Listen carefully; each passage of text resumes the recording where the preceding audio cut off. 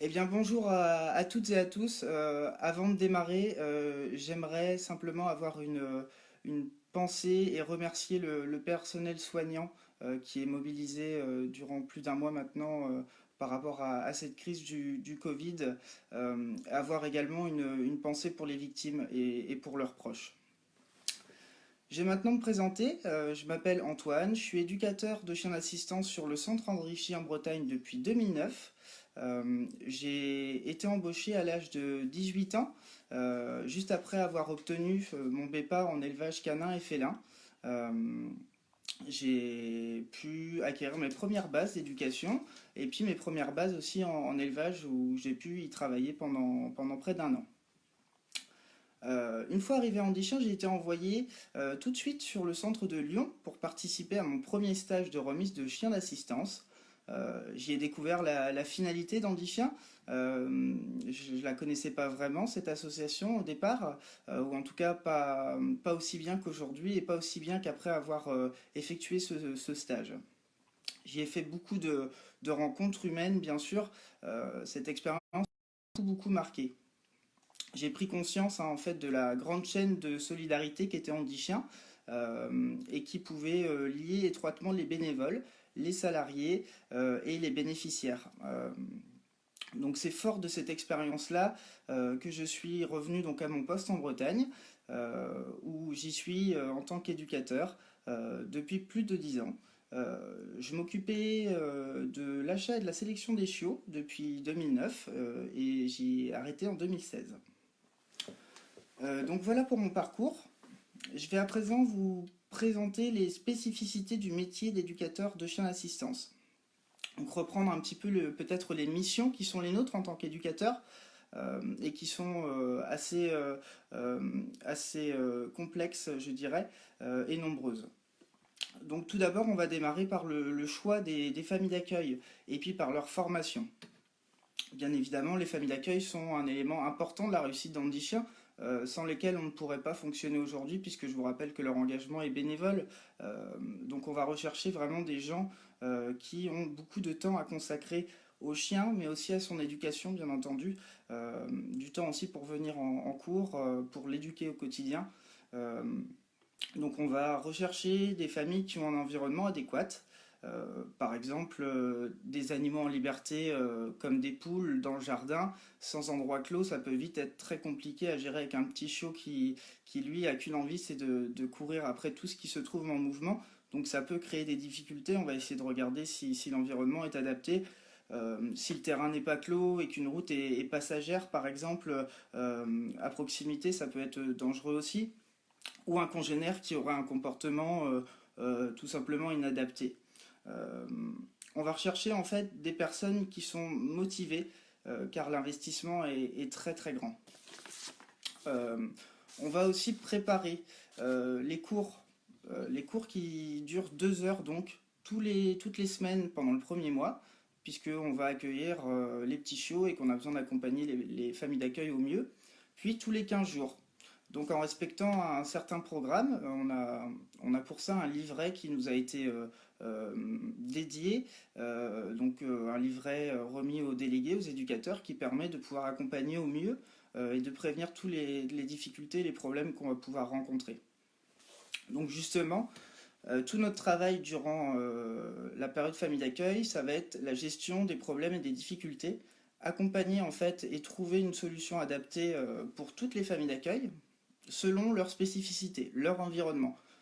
Ce qui est intéressant dans notre métier, c'est que un conseil n'est pas toujours valable pour toutes les familles d'accueil et qu'il faut absolument adapter et trouver des solutions qui vont permettre de faire baisser les comportements que l'on ne souhaite pas le plus rapidement possible. On va donc prévenir ces problèmes de comportement-là. C'est pour nous le plus important, le comportement du chien, puisque on va pouvoir apprendre n'importe quelle commande à un chien, mais s'il ne peut pas la généraliser, c'est-à-dire la retranscrire dans des environnements divers et variés, on risque d'être embêté.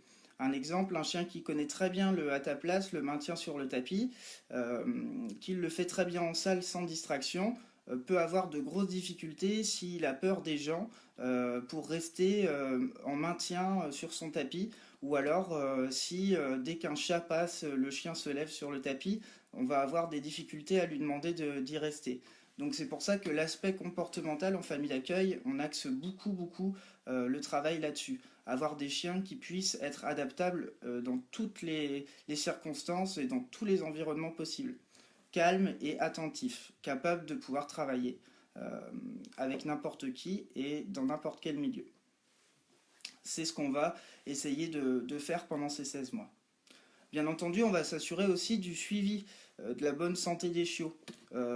Donc on va vérifier que le chien ait bien ses vermifuges, ses antiparasitaires externes. On va vérifier aussi que le chiot n'est pas en surpoids, qu'il grandit bien. Et on va s'assurer que les vaccins ainsi que la stérilisation soient faites au bon moment. On va essayer vraiment d'accompagner un maximum les familles d'accueil pour qu'elles n'aient plus qu'à gérer l'éducation et le chien au quotidien et qu'elles aient tout ça de côté. Un autre aspect aussi, ça va être la sélection et l'achat des chiots. Je vous en parlais tout à l'heure, c'est quelque chose que j'ai eu la chance de pouvoir faire à Andy Chien. La chance parce que c'est très complet, je pense que c'est quelque chose de très important de pouvoir obtenir un bon chiot dès le départ et pouvoir le donner à cette famille d'accueil qui est bénévole, qui n'y connaît pas grand-chose des fois, puisque c'est parfois les premières expériences. Donc le choix du chiot est primordial pour la réussite et l'obtention de la finalité qui est la remise du chien auprès d'une personne en situation de handicap. Donc la sélection des chiots, c'est tout d'abord des contacts avec des éleveurs, parce qu'il y a plein de critères. Il faut que les éleveurs puissent accepter ces critères-là. Donc des critères au niveau santé, il faut que les parents des chiots soient dépistés au niveau des radios des hanches, par exemple, que les tares oculaires soient aussi faites sur ces géniteurs-là et qu'ils soient indemnes des maladies héréditaires génétiques qu'on peut être amené à contrôler. On va aussi avoir un aspect comportemental du chiot. Donc c'est-à-dire qu'on va aller tester le petit chiot dans l'environnement de l'élevage. Vers l'âge de 7 ou 8 semaines, on va le mettre tout seul, ce petit chiot-là, dans une pièce ou dans un endroit qu'il ne connaît pas, pour vérifier et pour avoir une idée de comment il sera une semaine plus tard ou quelques jours plus tard avec sa famille d'accueil. Donc moi, il ne me connaît pas quand je viens le tester. Il connaît juste son éleveur qui est présent, et sinon il n'a plus sa maman, il n'a plus ses frères et sœurs. Donc il est un petit peu en perte de repère et on a un chiot brut qui se dessine. On va essayer de rechercher des chiots qui sont à l'aise, qui aiment communiquer avec l'humain, qui soient attirés par celui-ci. Et puis au contraire, on va plutôt mettre de côté les chiots qui ont peur de l'homme, bien sûr. C'est inconcevable pour nous de sélectionner des chiots qui ont peur de l'humain, mais des chiots aussi qui présentent des sensibilités au bruit, des sensibilités visuelles ou d'autres sensibilités. Tous les chiots hyperactifs, hyper quelque chose en fait, vont être compliqués à gérer pour les familles d'accueil, donc on va les mettre de côté. Hypersensibles, hyperactifs, ce ne sera pas possible pour nous. Ou les chiots qui sont carrément dans l'ignorance avec l'humain et qui trouvent plus d'intérêt à aller explorer, renifler, rencontrer ce qu'ils trouvent dans l'environnement. Donc ça, ce sont les aspects santé comportementale, et puis il y a un aspect aussi financier, puisqu'Andy Chien ne peut pas se permettre de dépenser sans compter, et donc bien, on essaye de négocier des tarifs avec les éleveurs qui soient en adéquation avec ce que l'on peut faire. Donc vous voyez, c'est quelque chose d'assez large et d'assez complet. Donc choisir ensuite le bon chiot, parce que une fois qu'on a déterminé un chiot et sélectionné un chiot en élevage ou plusieurs, il faut pouvoir aussi le positionner auprès de la famille qui va lui convenir. Donc le bon chiot pour la bonne famille. Donc on va vérifier la capacité de la famille d'accueil à gérer un chiot plus ou moins actif, et en fonction de son environnement aussi. Son environnement familial, si elle a des enfants, si elle a des animaux, et puis son environnement professionnel. Si elle travaille en bureau, si elle travaille en extérieur. Tout ça sont des éléments qui nous permettent de pouvoir orienter les chiens vers telle ou telle famille. Ensuite, on a une autre mission qui est celle d'éduquer les chiens au centre. Donc, de pouvoir préparer leur orientation spécifique, donc selon le retour des délégués, hein, tous les délégués qui encadrent nos chiens sont suivis par Vincent, l'éducateur référent, qui leur permet d'avancer et c'est une sorte de guide pour eux, permettre de les aider. Donc on a en fait un bon retour des profils des chiens. Les délégués vont aussi nous remplir des fiches avant la rentrée des chiens, ce qui va permettre à Vincent et Sophie de les orienter dans différentes spécialités qu'on a au centre. Donc il n'y a pas que le chien d'assistance, hein. Aujourd'hui, moi je vous parle spécifiquement de ça, mais un chien peut très bien être orienté en éveil, en accompagnement social, en épilepsie, en chien d'assistance judiciaire, dans toutes les spécialités que compte aujourd'hui Handy Chien. Donc une fois que le chien a été orienté par exemple en assistance, on va analyser le chien, déjà bien le connaître, hein, faire une rencontre tout simple, puisque des fois nous on ne les connaît pas forcément très bien. Faire connaissance, je disais, et puis également faire un bilan technique comportemental du chien pour savoir où est-ce qu'il en est-ce qu'il a des problèmes, est-ce qu'on a les mêmes problèmes qu'en famille d'accueil, est-ce qu'on n'en a pas du tout, ou au contraire, est-ce qu'on en a aussi de nouveaux. Il arrive souvent que les familles d'accueil nous disent oh bah c'est étonnant, mon chien il n'aboyait pas avant, ou il ne faisait pas de prise d'objet, ou il ne faisait pas tel ou tel comportement qu'il peut présenter aujourd'hui. C'est un peu normal, les chiens évoluent, ils changent d'environnement, ils rencontrent de nouvelles stimulations et donc ils ont une réponse qui est parfois différente. De plus, ils sont plus dans leur environnement habituel, ils sont plus avec la famille d'accueil, donc ils sont amenés à réagir différemment. Donc nous, on essaye d'analyser tout ça dans un premier temps, de faire un bilan, de marquer tout ça dans le temps et ensuite de pouvoir arranger, essayer de baisser, de diminuer, d'éteindre les mauvais comportements pour pouvoir les proposer à un plus grand nombre possible de bénéficiaires. Donc, comme je disais, beaucoup de chiens peuvent être amenés à changer. Donc, on va vraiment travailler tous ces comportements. C'est la plus grande partie de notre travail, c'est axé sur résoudre les problèmes de comportement. Bien sûr, par ailleurs, on fait pas que ça, on va travailler la technique aussi des chiens, puisque en assistance, c'est primordial. Un chien doit être capable de pouvoir aider la personne, alors une aide morale, bien entendu, mais aussi une aide technique. Et ça, on est là pour ça, pour continuer le bon travail qui a été fait par les familles d'accueil, perfectionner, changer les positions, changer de voix, changer d'environnement, rajouter des difficultés pour que le chien soit vraiment au top, s'adapter à n'importe quel bénéficiaire par la suite. On va aussi lui apprendre de nouvelles commandes, des commandes qui sont liées plus au handicap et qui sont plus vues vers la fin du programme. Donc par exemple l'apprentissage du fauteuil roulant, hein, le passage du chien au pied avec quelqu'un debout à un fauteuil roulant manuel ou électrique, c'est pas forcément évident, donc ça se travaille. On va travailler des commandes pour ouvrir la porte, on va travailler des commandes pour allumer la lumière, on va travailler des commandes pour pousser des portes de placard par exemple. On va aussi perfectionner le rapport d'objet, le rendre le plus fiable possible puisque bah, c'est bien entendu une des commandes principales, hein, du chien d'assistance, le rapport d'objet. On va aussi effectuer beaucoup de sorties avec les chiens d'assistance. Beaucoup de sorties parce que les chiens sont amenés à être aussi sortis beaucoup. Il y a des environnements où ils vont se retrouver en ville, à Paris notamment, et donc les chiens vont être confrontés à beaucoup de stimulation.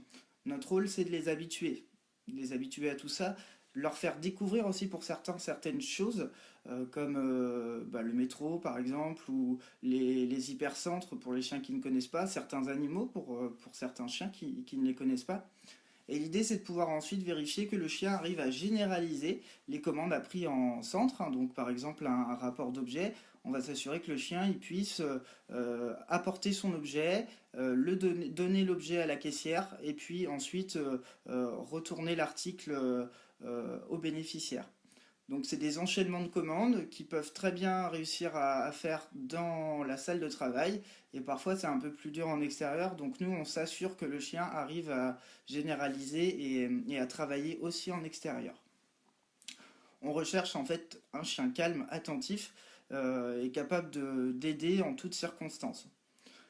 Pour vous donner une petite idée du temps qu'on consacre à chaque chien pour le travail, hein, uniquement pour le travail, on va consacrer au minimum 45 minutes par chien et par jour de travail. Après, bien sûr, nos chiens sont sortis aussi en détente, il y a des séances toilettage, ils sont parfois avec nous dans les bureaux quand on a des choses à faire, des coups de téléphone à passer, des mails à envoyer, de l'administratif, des cours à préparer également. Donc il n'y a pas que 45 minutes de contact par jour avec l'humain, mais je vous parle vraiment du travail en tant que tel. Donc ensuite, on va devoir, en tant qu'éducateur de chiens d'assistance, proposer ces profils de chiens-là. Des chiens de 24 mois, donc avec un programme terminé, pour chaque bénéficiaire retenu en stage. Donc pour chaque bénéficiaire retenu en stage, parce que c'est pas forcément toujours possible pour tous les bénéficiaires. D'abord, on reçoit un dossier qui est envoyé donc sur le centre dont dépend le bénéficiaire par rapport à son secteur géographique.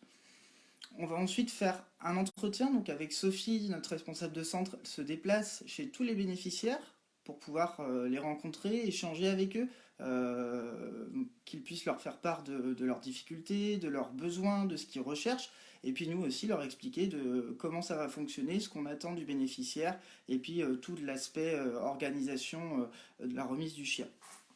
Une fois que cet entretien est passé, Sophie va pouvoir envoyer un compte-rendu à la commission d'attribution qui va se voir remettre le dossier du bénéficiaire avec le compte-rendu du responsable de centre et ils vont devoir statuer sur le fait que le bénéficiaire puisse obtenir ou non un chien d'assistance et venir en stage. Une fois que c'est fait, Sophie va nous présenter les vidéos des bénéficiaires de ces entretiens, les dossiers des gens, leur lieu de vie. On va voir même sur Google Maps où ils habitent, savoir si y a des difficultés dans leur environnement, des choses sur lesquelles on n'aurait pas pensé. On essaye d'en apprendre en fait le plus possible sur la personne pour avoir un maximum d'informations et être sûr de pouvoir lui remettre le chien qui lui conviendra le mieux. C'est vraiment quelque chose de très important. C'est pour ça que depuis quelques temps, les bénéficiaires viennent au centre d'éducation pour essayer les chiens avant le stage.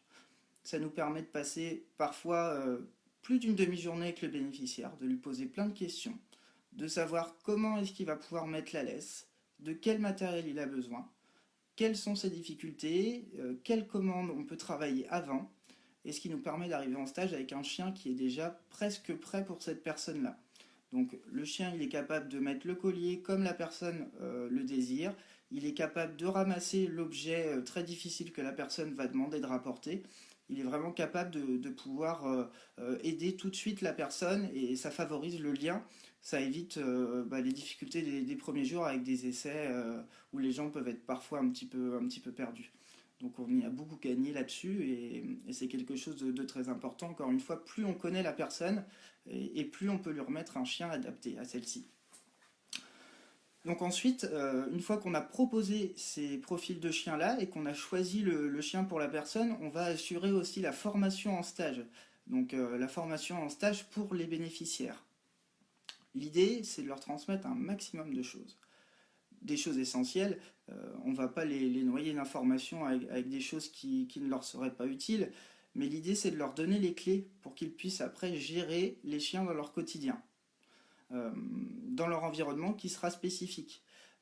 L'idée, c'est qu'ils puissent comprendre vraiment leurs chiens, puisqu'ils sont tous différents, et qu'ils puissent après se débrouiller dans leur environnement de façon la plus fluide possible. Donc on va leur apprendre beaucoup de bases d'éducation canine, des bases globales qui ne sont pas que propres à Andy Chien. On va leur transmettre aussi les commandes bien sûr, et puis on va leur transmettre tout l'historique de leur chien, la personnalité du chien, où il a grandi, avec qui, ce qu'il aime pas, ses difficultés. Ce qui va permettre à la personne aussi de bien s'imprégner du caractère du chien et puis de pouvoir tout de suite travailler sur les difficultés qui pourraient éventuellement y avoir. Une fois que la formation, là, donc ce stage de 15 jours, assez éprouvant d'ailleurs pour les bénéficiaires, assez fatigant, est effectué, chacun rentre chez soi, le chien est donc remis gratuitement à cette personne-là, il est confié, puisque l'association reste toujours propriétaire du chien, ce qui permet également d'assurer un suivi, hein, ça me permet de rebondir sur le prochain thème qui est assurer le suivi des binômes, hein, donc de la paire personne handicapée chien. C'est un aspect essentiel de notre métier aussi, un aspect qu'on apprécie, je pense, tous, puisque on peut à ce moment-là observer chez le bénéficiaire vraiment le gain et observer ce que toute cette chaîne de solidarité-là que j'évoquais au départ a pu faire obtenir aux bénéficiaires. Donc c'est vraiment quelque chose d'appréciable quand on se déplace chez les gens. L'idée du suivi réglementaire, donc réglementaire parce que il est assuré dans les 3 mois et après la remise du chien, et on n'y coupe pas. Tous les bénéficiaires ont le droit à ce suivi-là.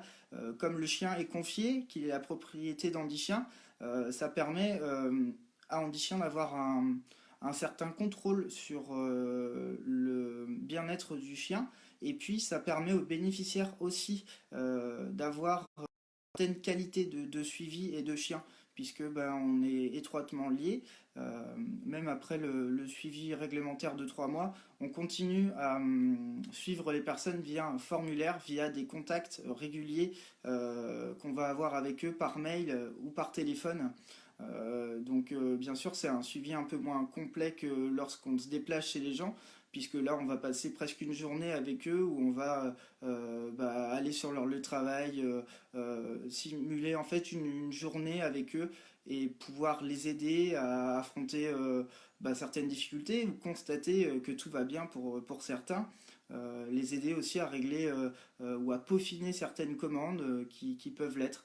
Euh, donc ça c'est le but des suivis.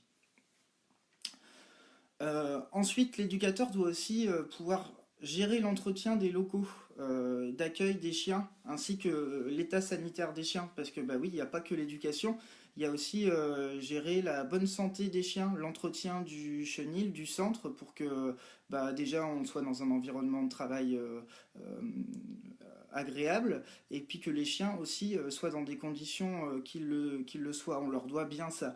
Donc tous les centres sont nettoyés tous les jours, hein, avec un protocole de désinfection assez importante. Je ne vais pas rentrer dans les détails, c'est pas forcément l'objet de cette rencontre d'aujourd'hui, mais simplement pour vous dire que si jamais on a un souci sanitaire sur le centre, bien évidemment, ça peut mettre en péril toute la suite de l'aventure. Donc on essaye de faire en sorte que et les chiens soient en bonne santé et qu'ils se trouvent dans de bonnes conditions.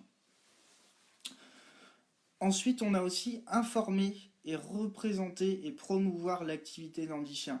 Ça fait aussi partie de nos missions, bien évidemment. Donc, c'est à quoi je participe aujourd'hui et j'en suis ravi, mais c'est à quoi on participe aussi au quotidien en sortant avec nos chiens, en participant à des journées portes ouvertes, par exemple, en allant à des salons. Vous, tous bénévoles qui pouvez aider Andy Chien, vous le savez, hein, vous êtes en étroite relation avec le public aussi, vous êtes des ambassadeurs, vous aussi les bénéficiaires, vous aussi les délégués. C'est quelque chose de super important pour Andy Chien. Plus on sera connu, plus on y gagnera. D'un point de vue financier bien entendu, et puis aussi d'un point de vue notoriété, hein. Donc continuer à communiquer, c'est très important et ça fait partie de nos missions aussi en tant qu'éducateur. Je vais à présent vous parler de la motivation que j'ai à faire ce travail et les liens que ça peut générer. Donc vous l'avez vu, hein, c'est un métier qui est assez complet, où on a pas mal de missions qui sont assez différentes. On a surtout 2 casquettes. Je dirais il y a 2 aspects dans notre métier. Il y a une première partie où c'est beaucoup axé sur l'humain, sur le handicap bien entendu, mais l'humain en général, puisqu'on côtoie aussi des familles d'accueil, des bénévoles. Et un second aspect qui est celui du chien et de son éducation et de son approche avec le handicap.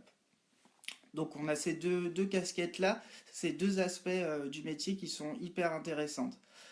Donc beaucoup de rencontres humaines, moi c'est ce qui me motive, hein.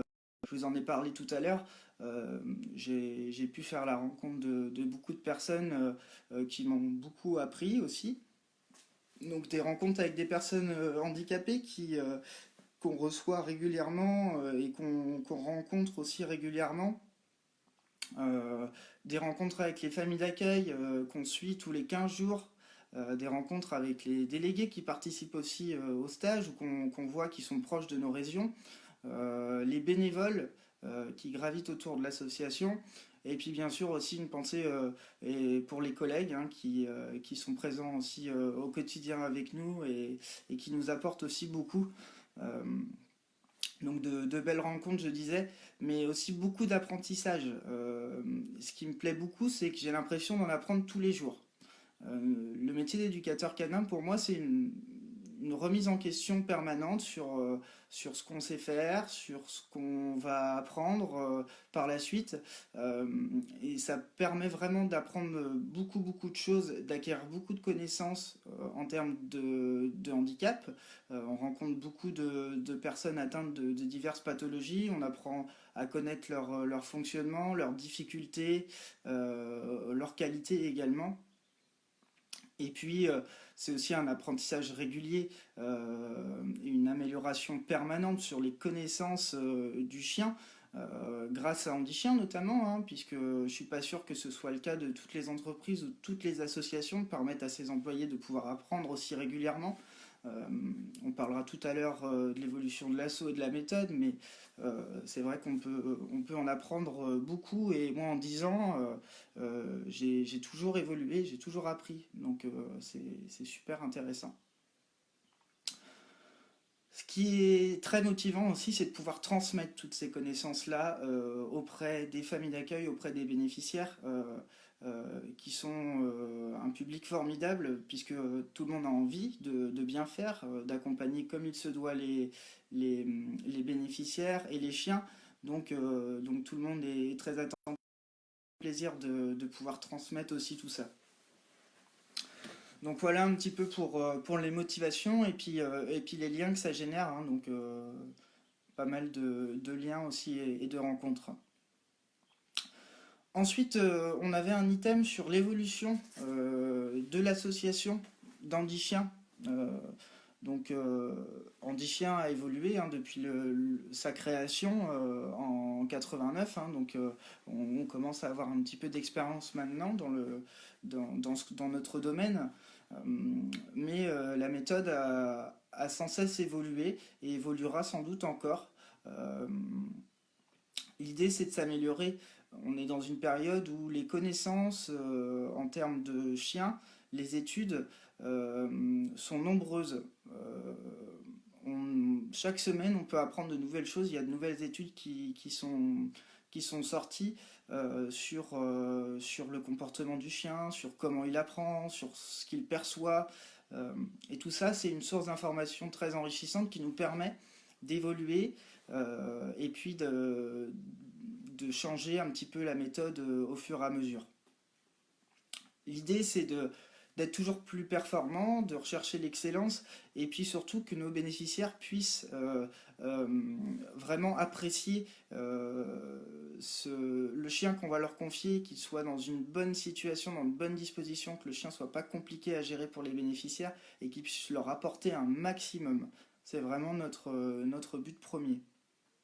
Donc une méthode hein, très intéressante hein, qui permet d'en apprendre régulièrement. Et puis je disais tout à l'heure, c'est aussi une remise en question permanente. Hein. C'est ça qui est intéressant, c'est qu'on ne reste pas sur nos acquis, on essaye vraiment de pouvoir changer et se remettre en question. Euh, je pense que la méthode positive, puisque c'est comme ça qu'on l'appelle, hein, notre méthode aujourd'hui correspond aux attentes tout d'abord de la société, puisque ben, je pense qu'aujourd'hui c'est plus vers ce sens-là que vont les choses. Euh, c'est aussi une attente de nos bénéficiaires d'avoir des chiens toujours plus, en termes de qualité, toujours plus performants. Donc je pense qu'on va pouvoir développer encore et être amené à travailler sur cette méthode positive. Euh, Aujourd'hui, il est aussi prouvé hein, que le chien, il apprend mieux et plus vite quand il est récompensé, quand il est en confiance. on va essayer d'aller à fond dans cette direction. Je vous invite vraiment à axer l'éducation de votre chien là-dessus. Euh, L'idée, encore une fois, c'est de rechercher l'excellence, mais c'est pas parce qu'on est dans le positif qu'on parle de récompense et de confiance qu'on n'est pas non plus dans le cadre. Euh, Parfois, on fait l'amalgame avec la méthode positive où on peut penser qu'on manque de contrôle sur le chien, où on va laisser un peu certaines choses se faire. Bien au contraire, hein, l'idée de la méthode positive, c'est de comprendre et puis de pouvoir apporter des solutions dans le positif, certes, mais pour éviter la création de mauvais comportements et puis pour essayer de faire descendre et baisser ces comportements qui nous sont gênants. Euh, il y a une notion aussi de plaisir dans cette méthode-là qui est très importante à détailler. On prend beaucoup de plaisir à travailler dans le positif avec les chiens, ça c'est indéniable. C'est aussi ludique, hein. Vous nous avez sûrement vu des fois jouer avec les chiens pour leur apprendre certaines choses, donc c'est aussi quelque chose qui est appréciable pour nous, éducateurs, et pour les familles d'accueil aussi, j'imagine. Le livret délégué aussi est en appui pour ça, hein. Il y a beaucoup de choses qui ont évolué et ça en fait partie. Permet aux délégués de s'appuyer sur ce manuel, sur ce livret pour pouvoir former convenablement les familles d'accueil. Plusieurs formations aussi sont organisées par Maryse tous les ans dans divers secteurs pour pouvoir mettre à jour les bénévoles, les délégués qui encadrent, et puis pour former toujours plus de nouveaux délégués afin d'avoir plus de chiens à rentrer dans les centres et puis pouvoir en remettre plus également aux bénéficiaires qui en attendent. Euh, L'application Parcours aussi va être généralisée et déjà mis en place. Donc c'est une application qui permet le suivi sanitaire, qui permet le suivi technique et comportemental des chiens pendant toute leur période. Donc c'est une application qui est très bien réalisée et qui permet d'avoir des alertes sur certaines difficultés qu'on peut parfois laisser un petit peu traîner. Euh, Là, on va pouvoir réagir plus vite aussi pour des problèmes de santé qu'on ne laissera pas traîner non plus pour pas que ça engendre d'autres problèmes derrière ou d'autres dégradations. Vraiment un gros travail qui a été fait là-dessus, sur cette appli parcours qui devrait nous être d'une grande aide. Marie-Claude Lebris vous a aussi parlé des tests d'aptitude lors de son intervention dernièrement. Donc tests d'aptitude pour les chiens en éducation, donc dans l'idée de leur faire obtenir un certificat d'aptitude. On va essayer de marquer dans le temps le fait que le chien ait certaines aptitudes, donc petit, euh, à l'âge de l'adolescence, et puis une fois aussi au centre. Ça va être très important, ça va nous permettre de bien valider le fait que nos chiens soient, comment dirais-je, en adéquation avec ce qu'on va rechercher et que le chien va pouvoir vraiment être remis dans de bonnes conditions. Donc c'est quelque chose qui va nous permettre de rechercher encore une fois toujours plus de qualité et de fiabilité dans la remise de nos chiens. J'aimerais remercier Maryse et Lydie pour leur travail, hein, parce que c'est un gros boulot qui est mis en place depuis plusieurs années. C'est pas toujours évident et je trouve que c'est très efficace. J'ai hâte de pouvoir voir l'évolution de tout ça. Remercier aussi les familles d'accueil, hein, et puis les délégués qui s'investissent dans cette aventure, hein, sans qui, bien entendu, ne serait possible si elles ne s'investissaient pas et si elles ne donnaient pas de leur temps personnel. Merci à elles. Donc on arrive bientôt au terme de cette présentation, pardon. Avant de passer aux questions, j'aimerais simplement vous donner quelques astuces et conseils pour vous occuper de votre chien pendant le confinement. Essayer d'anticiper un petit peu les problèmes qui vont pouvoir se générer par rapport à cette situation particulière. C'est une période plus ou moins facile pour les personnes selon les environnements, si les gens sont en ville ou en campagne, si on est valide, en situation de handicap, accompagné ou seul. C'est vrai que là, on n'est pas tous égaux dans ce confinement. Et l'idée de cette petite allocution, c'est de vous permettre de limiter les problèmes de comportement euh, générés par l'ennui éventuel du confinement ou par la proximité aussi que vous allez pouvoir avoir avec votre chien pendant cette période. Donc vous pouvez continuer à travailler l'aspect comportemental, je dirais, puisque vous avez bien compris que c'est le plus important. Donc pensez bien à travailler les passages de porte, que les chiens ne sortent pas comme des fous ou sans permission dehors ou ne passent pas les portes de manière brutale. Profitez du assis spontané hein, pour travailler ça et n'autorisez pas le chien à passer en vous poussant ou à sortir de la maison sans autorisation. D'accord, travaillez bien, continuez à maintenir ce travail de passage de porte. Attention aussi aux aboiements générés par l'ennui, par le fait que le chien va être un petit peu plus réactif par rapport à son environnement. Donc anticipez, n'hésitez pas à récompenser votre chien si il a vu quelque chose qui aurait pu le frustrer ou lui faire peur et qu'il n'a pas réagi. Souvent on pense à, à punir un mauvais comportement, mais on ne pense pas à renforcer les bons comportements. Donc n'hésitez pas à les récompenser, à jouer avec eux si un chien ne réagit pas alors qu'il aurait très bien pu réagir. Hein. Un exemple, un chat passe dans le jardin, le chien l'a regardé, n'a pas aboyé, on peut tout à fait le récompenser, lui dire que c'est bien, jouer avec lui, lui proposer une activité à ce moment-là. Attention aux prises d'objets également. Un chien qui s'ennuie, un chien qui veut demander peut possiblement se mettre à faire des prises d'objets. Donc faites attention à ne pas renforcer ces prises d'objets-là, à continuer à adapter votre environnement en fonction du niveau de votre chien, de l'âge de votre chien, et de lui donner des objets qu'il peut prendre, notamment à l'aide de la caisse à jouer, de la malle à jouer. Donc n'hésitez pas à leur donner cette malle quand vous êtes occupé, quand vous ne pouvez pas vous occuper de votre chien. Ça lui permettra de prendre ces objets-là plutôt que de prendre des objets interdits ou des objets non autorisés. Continuez à travailler la gestion des sauts, hein, des autocontrôles, tout simplement, hein, qui puissent se gérer à la vue d'une personne, à la vue d'un chat, à la vue d'un ballon. Continuez à travailler tout ça. L'important, c'est que vous ayez un chien gérable dans toutes les situations possibles. Alors, ayez de l'imagination et puis continuer le travail là-dessus. Il est vrai qu'on va prendre un petit peu de retard dans l'éducation de nos chiens, là, dû à cette situation exceptionnelle. En revanche, je compte sur vous, je connais votre investissement et je sais que vous allez tous pouvoir nous aider à avancer pour essayer de limiter les conséquences de tout ça. Donc pour éviter l'ennui aussi, vous allez pouvoir travailler les commandes, reprendre toutes les commandes qui sont connues. Donc bénéficiaires ou familles d'accueil, hein, vous pouvez reprendre toutes les commandes pour les familles d'accueil et bien essayer de retravailler les commandes en rajoutant par exemple certaines difficultés. Exemple, essayez de rajouter des distractions dans votre environnement avec un enfant qui joue au ballon alors que vous demandez à votre chien d'aller sur son tapis. Essayez de lui demander de travailler la marche en laisse avec une gamelle posée au sol. L'idée c'est qu'il puisse être toujours attentif à vous également.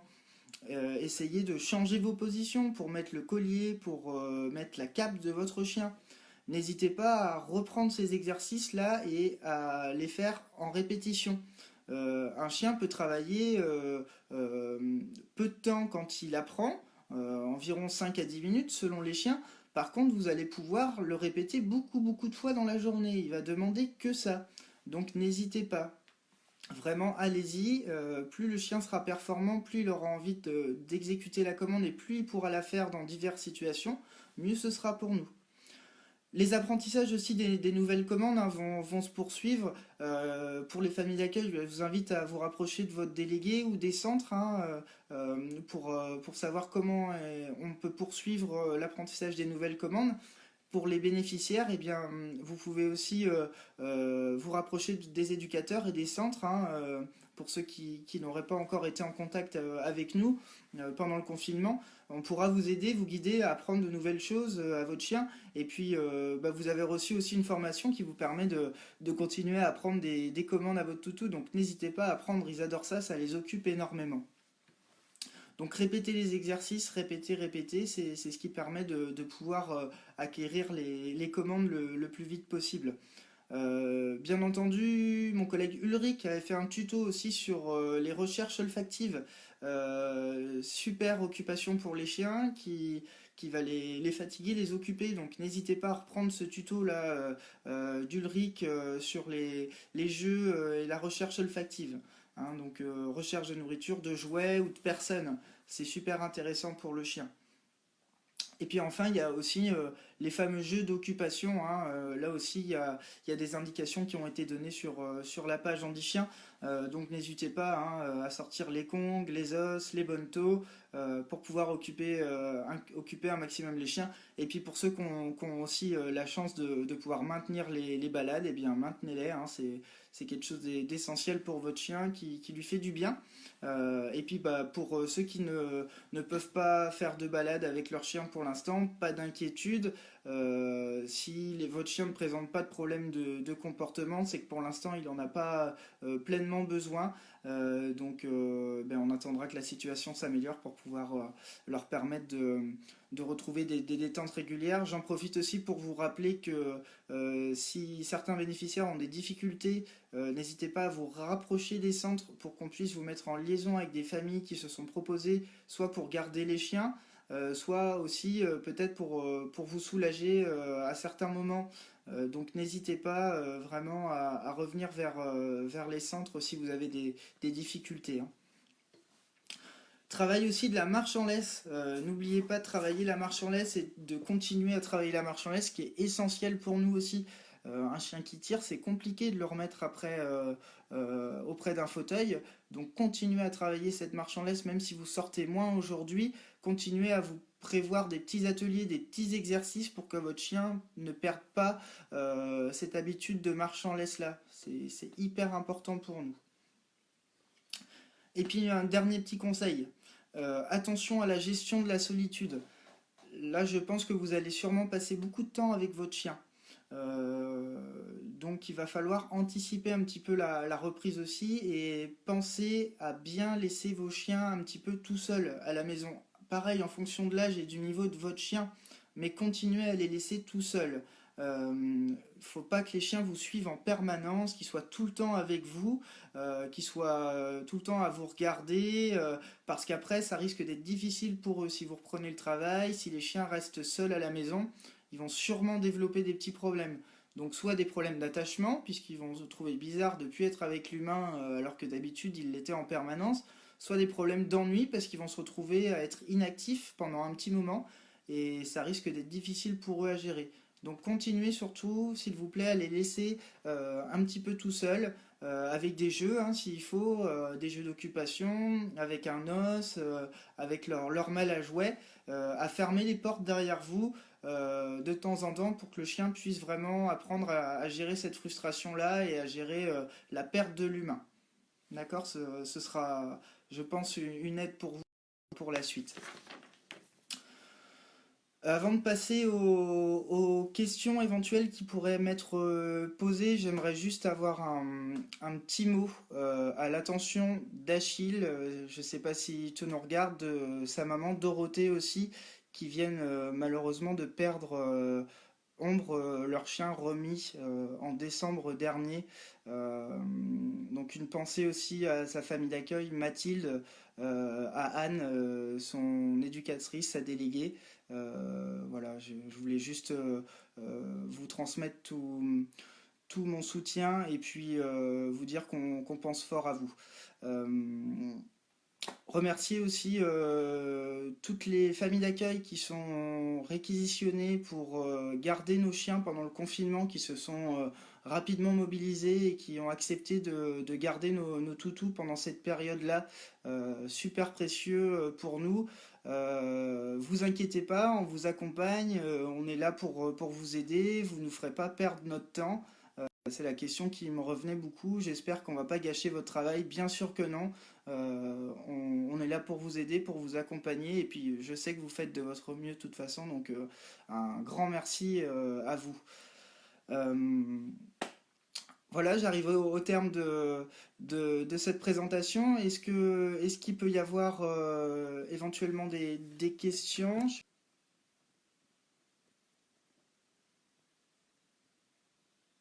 Alors, j'ai une question assez longue de Cécile.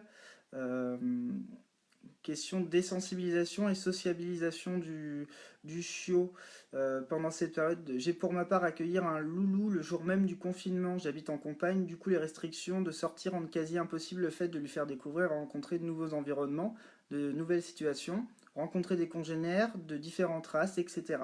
Que puis-je faire pour créer des situations nouvelles? D'autant que mon petit rêve, 3 mois et demi, est plutôt genre sensible et un petit peu trouillard face à la nouveauté. Je suis preneuse d'idées et de pistes pour désensibiliser au maximum et l'éveiller à tout. Alors, bonjour Cécile. Alors, tout d'abord, euh, c'est vrai que c'est pas une période facile pour accueillir un petit chiot. Euh, je t'invite à bien sûr échanger avec ton délégué pour qu'il t'aide à trouver un maximum de solutions pour socialiser ton chiot en fonction de sa sensibilité, hein. De toute façon, s'il est un petit peu sensible, il faut que tu y ailles doucement, tu puisses lui proposer des choses qui ne lui fassent pas peur. Donc si déjà il est un petit peu sensible dans ton environnement, ça sert à rien non plus de l'emmener tout de suite en ville pour qu'il prenne peur du bus, qu'il prenne peur des voitures. Donc, essayer de voir avec ton délégué comment rétablir une certaine confiance, qu'il ait bien confiance en toi, qu'il soit à l'aise dans ton environnement. Et puis tu pourras rajouter certaines stimulations aussi chez toi, mettre du bruit par exemple dans ton environnement, petit à petit pour essayer de le désensibiliser. Hein, mais de toute façon, si ton chien est un petit peu sensible, on va pas l'emmener tout de suite en centre-ville de toute façon. Et c'est vrai que là, bah, c'est pas une période facile. On s'adaptera, hein, on fera avec. Alors, est-ce qu'on a d'autres questions?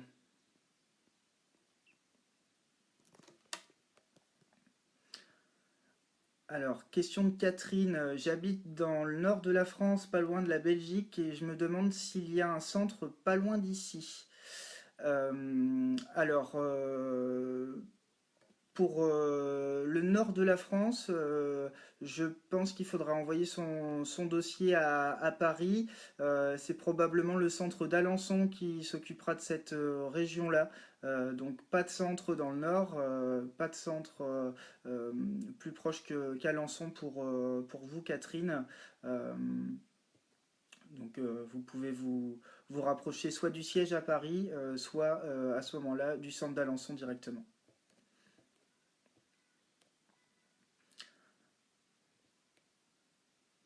Est-ce qu'on a d'autres questions?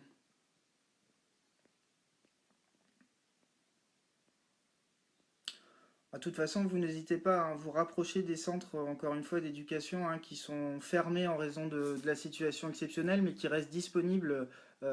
Chaque centre a un éducateur d'astreinte, disponible 24 sur 24, qui a le portable d'urgence. Donc s'il y a quoi que ce soit, vous nous contactez pour des questions aussi. Les boîtes mail sont toutes ouvertes également, hein, donc et consultez régulièrement, n'hésitez pas. Alors, message de Thierry. Bonjour Thierry. Papaye 5 mois semble s'exciter beaucoup plus que d'habitude pendant cette période avec Auré et Madiba. Ma crainte que ses hanches soient trop sollicitées et endommagées car à 22 kilos, quand il joue, c'est brutal. Alors tout à fait, Thierry, tu as raison de me poser cette question-là. Il faut faire attention à ce qu'elle ne se fasse pas mal euh, en jouant, surtout sur certaines surfaces. Hein, donc les carrelages, par exemple, peuvent être assez douloureux. Et puis surtout, il faut qu'elle apprenne à aussi ne pas s'exciter en permanence en présence des autres chiens. Donc dans ce cas-là, tu n'hésites pas, quand elle est trop agitée, à l'isoler des autres chiens. Ça lui permettra de comprendre que quand elle est trop agitée, le contact avec les autres s'arrête. Donc elle va très vite associer que c'est son agitation qui lui fait perdre ce qu'elle veut, c'est-à-dire le contact avec les autres. Donc tu peux essayer cette méthode-là.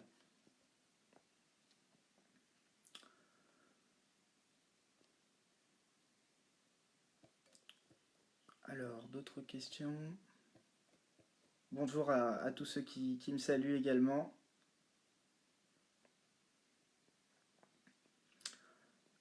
Bien écoutez, je vois plus d'autres questions.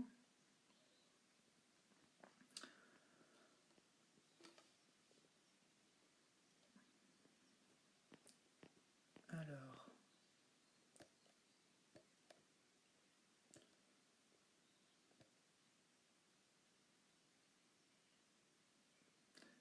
je ne vois plus d'autres questions. Je vais donc vous laisser, vous remercier d'avoir été présent, d'avoir suivi cette intervention. Euh, J'espère que ça vous aura plu, bien sûr. Et puis je voudrais remercier ceux qui m'ont aidé pour faire ce live. Je pense à Milena, je pense à Sophie, ma responsable de centre. Et puis merci à ceux qui m'ont fait confiance pour tout ça. Eh bien, je vous dis à bientôt. Et puis bon courage pendant cette période. Et puis ben, surtout, restez chez vous. Allez, merci, au revoir.